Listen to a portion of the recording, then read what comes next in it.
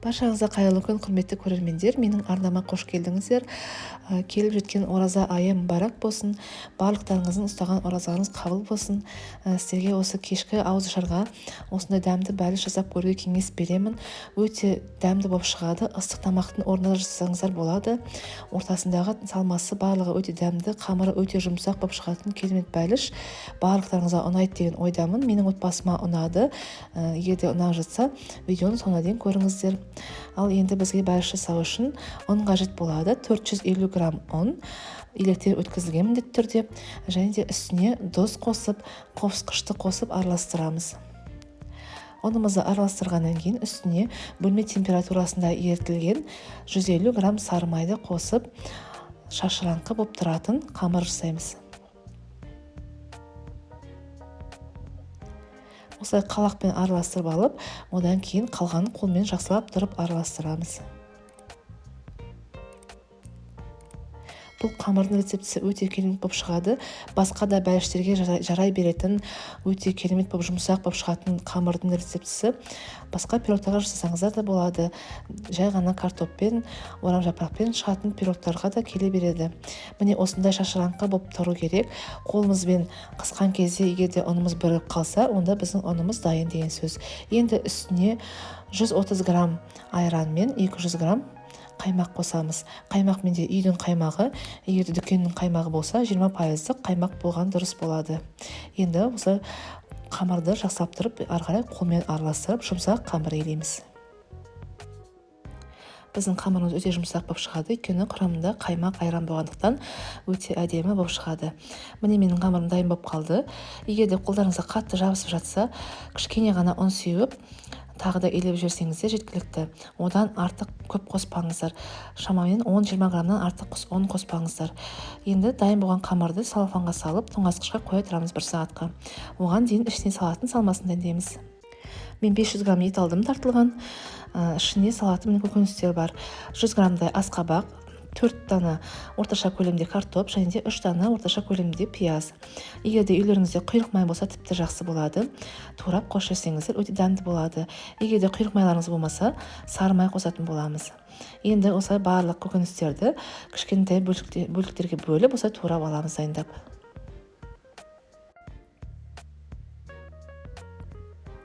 Міне барлығын турап қойдым. Енді үстіне 50 грамм сары май қостым, сливочный май.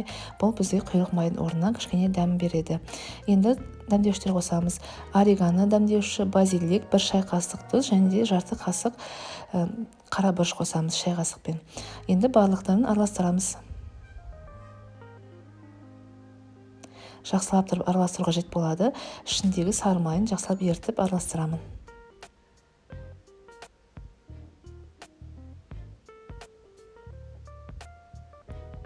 Міне араластырып болдым, біздің салмамыз дайын болды. Енді тоңазытқыштағы дайын болған қамырды алып, осылай ұн сеуіп үстелімізге қамырды алып 2 бөлікке бөлемін. Бір жақ бөлігін үлкендеу, бір жақ бөлігін кішіректеу қылып аламын. Өйткені астыңғысы үлкендеу болу қажет. Аздау бөлігін бетіне жаятын боламыз. Осылай ұнға ұнатып алып 2-ге бөліп қоямыз. Аздау бөлігін қоя тұрамыз. Екінші үлкендеу бөлігін істейміз бірінші. Ол өйткені біздің пирогымыздың, бәлішіміздің астына жайылатын болады. Достар, егер де үйлеріңізде ет болмай жатса, тек қана пиязбен жасалатын менде бәліштің рецептісі бар каналымда. Осы видеоның үстіне ссылкасын қалдырамыз, содан өтіп көрсеңіздер болады. Өте нәзік болып шығатын, тек қана пиязбен жасалатын бәліш. Сіздерге ұнайды деген ойдамын, жасап көріңіздер оны да. Енді осылай сопақша етіп қамырды жаямыз. Тым жұқа қылмай, кішкене қалыңдау қылып жаямыз.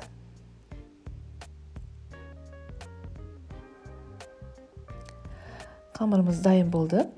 Енді осындай үлкен противень аламыз. Противень диаметрі 25-те 30. Және үстіне пергамент төсейміз. Пергаменттің ішіне осылай қамырды орналастырамыз. Жан-жақтарын көтереміз.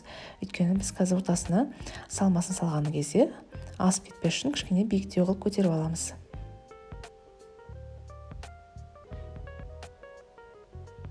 Міне көтеріп дайындап қойдым. Енді екінші бөлігін жұқалау жағын дәл осындай етіп жайып шығамыз. Қамырларымыз дайын, ортасын салмасын саламыз. Дәл осы салмасын салатын кезде достар, духовкаларыңызды қыздырып қойыңыздар. 170 градуста 55-60 минуттай пісіреміз. Әркімнің духовкасының қуаттылығына байланысты. Менде 170 градуста 55 минут пісті, 50-55 минуттай. Енді осылай барлығын жайып, бетіне қамырын төсейміз.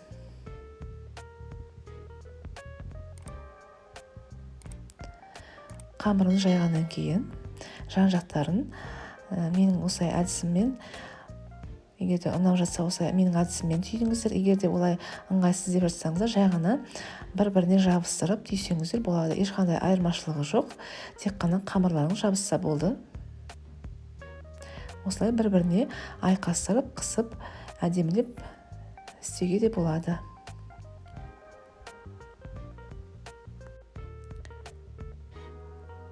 Міне осылай барлығын түйіп шығамыз.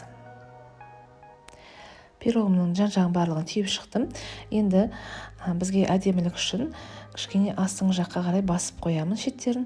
Қалағымызға ұнды кішкене ұнға матырып, осындай әдіспен жан-жағын кіргізіп қойсаңыздар болады. Өйткені жаңағы піскен кезде біздің пирогымыздың формасы жан жақтары шықпай әдемі болып шығады. Осындай жай ғана осылай қамырды басып қойсаңыздар болады.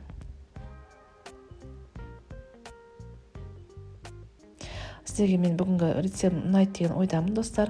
Егер де ұнап жатса, мені қолдап қойды ұмытпаңыздар. Әрқайсыларыңыздың қолдауларыңыз мен үшін өте маңызды. Егер де ұнап жатса, достарыңызбен бөліссеңіздер болады. Енді достар, бетінің жағамыз бір жұмыртқаның сарысымен бір шай қасық сүтті араластырып, осылай бетіне әдемілік үшін жабып шығамыз. Сонда біздің пирогымыздың түсі өте әдемі болып қызарып шығады піскен кезде.